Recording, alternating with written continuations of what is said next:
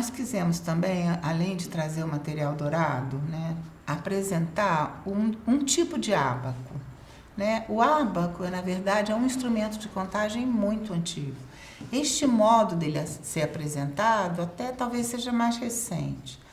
Nós temos ábacos desde os romanos. Né? Num texto do Bidu com os números, o Bidu reclama, vocês devem ter lido esse texto, Uma História em Quadrinhos, o Bidu reclama, né, fazer contas com esses romanos, porque os algarismos romanos, eles não permitem essa manipulação das contagens como o sistema de numeração que é decimal, né, e que tem símbolos, os símbolos que se repetem, como o maia, por exemplo.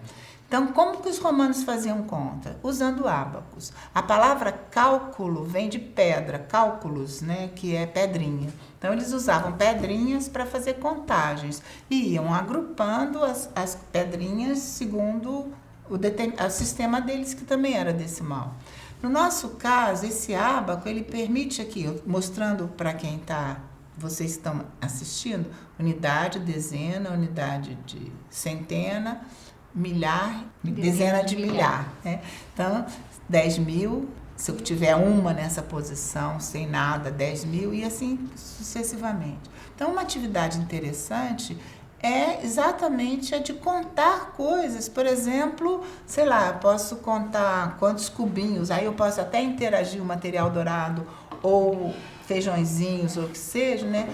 Dado um determinado conjunto de unidades, eu posso pedir que as crianças representem esse tanto de unidades usando o ábaco. Então, a gente pode ter uma convenção de cor ou não. Essas rodelas, elas aqui são apresentadas de formas, de cores diferentes, mas, na verdade, não importa a cor dessa rodela. Por quê? Porque o ábaco me dá uma coisa que o material dourado não me dá, qual seja a posição. Se eu coloco uma representação de uma rodela aqui, o que eu estou dizendo? Eu tenho uma unidade. Já, se eu coloco essa representação dessa rodela aqui, eu tenho uma dezena. Se eu coloco aqui, eu tenho uma centena. Então, não importa a cor, importa aqui o que está fixado aqui é a posição. Então, ele nos ajuda, inclusive, que a criança construa melhor a ideia do posicional, que é tão importante no sistema de numeração. Então, por exemplo, se eu tiver a seguinte representação, o que eu vou escrever? O que a criança vai escrever? Ela vai escrever que ela tem uma unidade na centena, nenhuma na dezena e 2 na unidade simples. Né? Então, na hora que ela tira da representação que o ábaco oferece e escreve com números isso na folha de papel, ela pode pular um espaço maior, porque aqui não tem nada, que foi o que aconteceu na história da matemática. Até que os babilônios começaram a trazer a ideia do zero e os hindus finalmente instituíram o zero como aquele que ocupa o lugar que está vazio. Né? Posteriormente, o Bidu também dizia, você não conta com o zero. O zero não serve para nada. Mas, na verdade, porque geralmente você não conta, eu tenho 0 elefantes na minha casa. Você não vai contar o que você não tem. Você conta alguma coisa que você tem. Mas, né, o zero ganhou o estatuto de número e já deixou de ser só posição. Mas, no caso, o ábaco ele nos permite essa compreensão do posicional do número. Né? Então, por exemplo, uma atividade interessante é essa, propor que as crianças contem e representem no ábaco. Então, se elas forem contando 1, 2, 3, 6, 7, 8, 9, 10. Então, ou mesmo com esse tipo do material que eles têm aqui, né? 10. Aí, o que ela vai fazer? Ela vai tirar essas 10 e colocar uma aqui, que pode ser da outra cor, se o material permite, mas o importante é ela saber que aquelas 10 unidadezinhas podem ser representadas assim. Né? Se fosse uma questão dela ter ali 13, então ela iria trocar as 13 por uma dezena e 3 unidades. O trabalho com o ábaco também permite a gente realizar adições, realizar subtrações.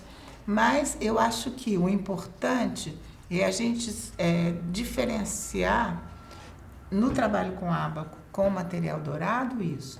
O ábaco, ele me permite eu usar o valor posicional.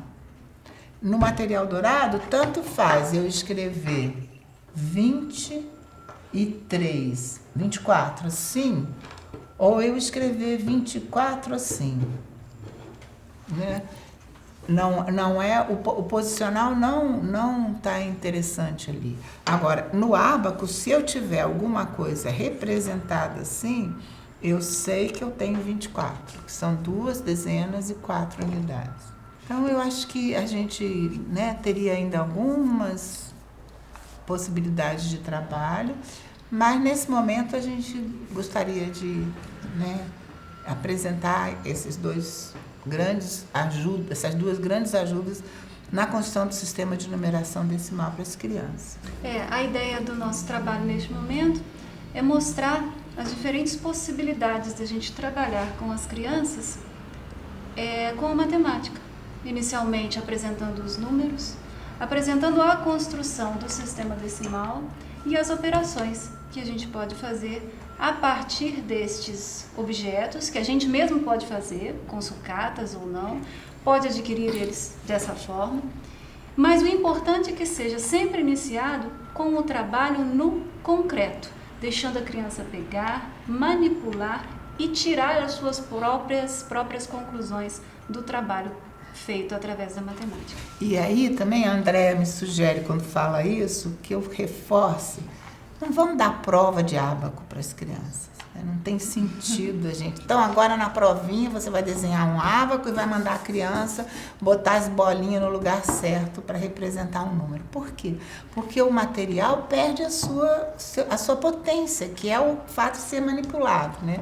Não tem sentido quando, por exemplo, a gente pede para a criança representar na provinha o quadro, valor de lugar e botar os numerozinhos lá dentro. Quando chega no momento do papel, já é o momento do algoritmo. Do registro do algoritmo, né? Isso é verdade. Então, não tem sentido a gente carimbar o sistema, unidade, dezena, centena e mandar a criança colocar os números ali dentro.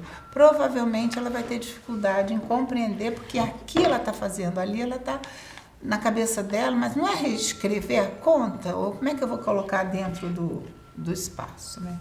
Então, é esse convite, a gente saber fazer essa passagem do concreto para o registro, para o abstrato, para o simbólico, de uma forma compreensiva e não pedindo que a criança decore as situações.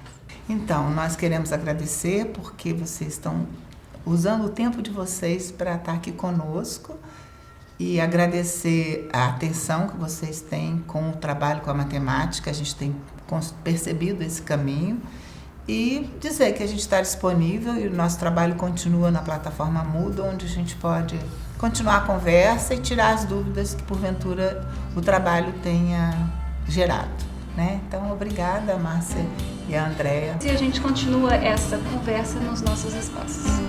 Até a próxima.